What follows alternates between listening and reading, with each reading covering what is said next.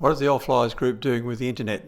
DVDs of our talks. These were how we recorded these talks for posterity, but who was archiving them?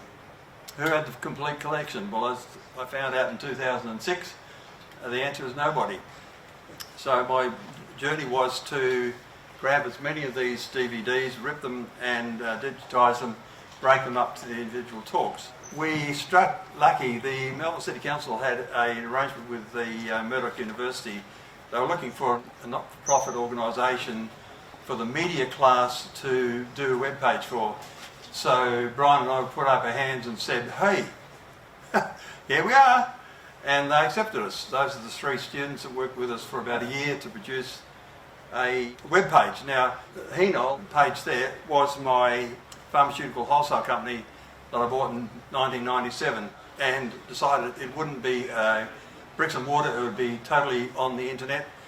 And when I bought it, within 6 months of me buying it and putting it on the internet, sales increased 30 times.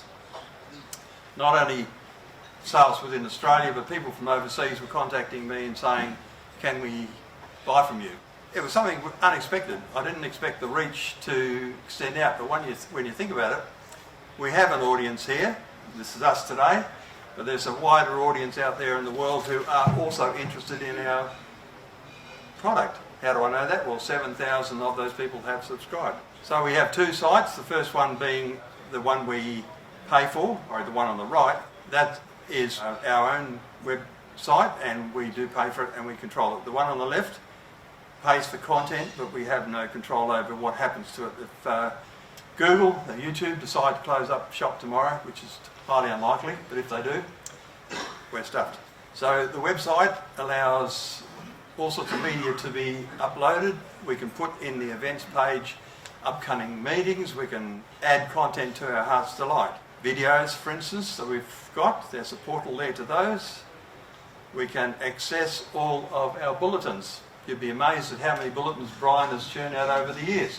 Well, who has a copy of them all? So there they are. If you want to go back to 2004 and see what we were talking about, click on the link on there and you can do it. Members' photos, a rogues gallery if you will.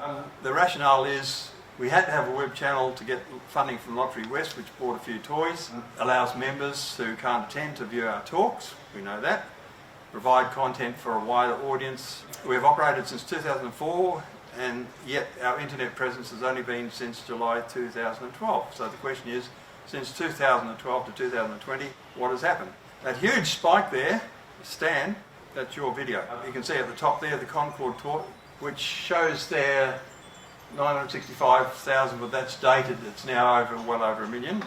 Then there's the geography. If you go down there, there are countries there that you probably haven't heard of, but there are a few people there that are looking at our material. Amazing.